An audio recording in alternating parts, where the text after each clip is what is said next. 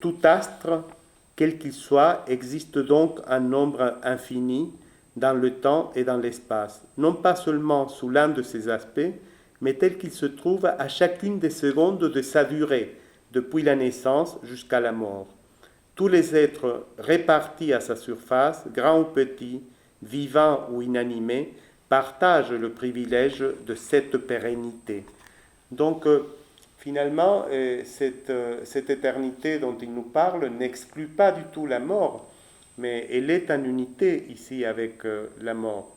Car la mort n'est pas le néant, et la mort n'est pas la fin. Il n'y a pas une eschatologie de la fin ou du néant. La mort, c'est simplement la régénération des corps à partir de leur propre structure matérielle. Leur décomposition, leur corruption et leur régénération, comme dans la plus pure théorie atomiste.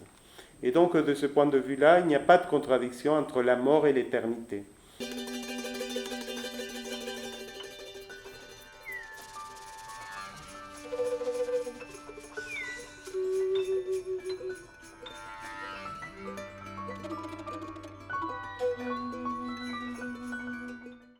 Et il y a deux points de vue inexistentiels. Il y a un point de vue eschatologique qui reviendrait à dire exactement le contraire de ce que dit Blanqui, et qui reviendrait à dire finalement s'il y a le néant,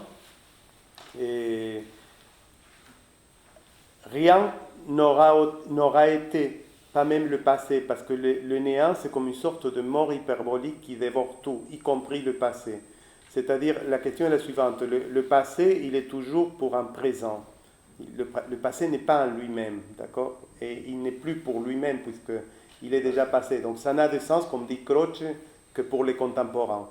Toute histoire est une histoire contemporaine. Donc elle n'a de sens, l'histoire, que par rapport à quelqu'un qui, depuis son présent, la regarde, si tu veux, et se manifeste l'histoire en présent. Donc la question inexistentielle, de ce point de vue, c'est s'il n'y avait plus de présent, si un jour le monde devait finir, vraiment finir, et qu'il n'y avait plus de présent, que devient le passé, puisque le passé n'était que pour un présent. Alors le problème, c'est qu'avec le présent, non seulement disparaît le présent et l'avenir, mais disparaît aussi le passé. Et donc le côté inexistentiel, c'est que finalement, un jour viendra, s'il est vrai que le monde va finir, où rien n'aura été. D'accord ?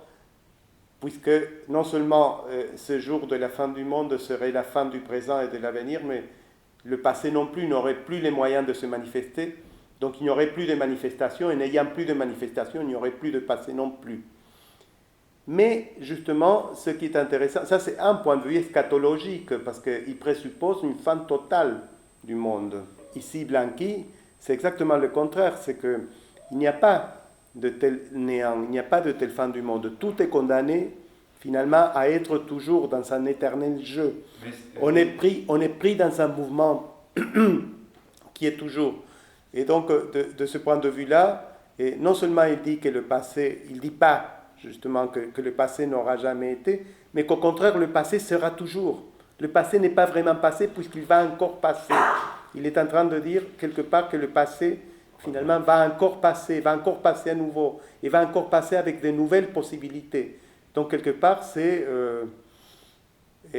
soulageant en un certain sens, compensatoire, ou on peut le voir d'un point de vue de la rédemption.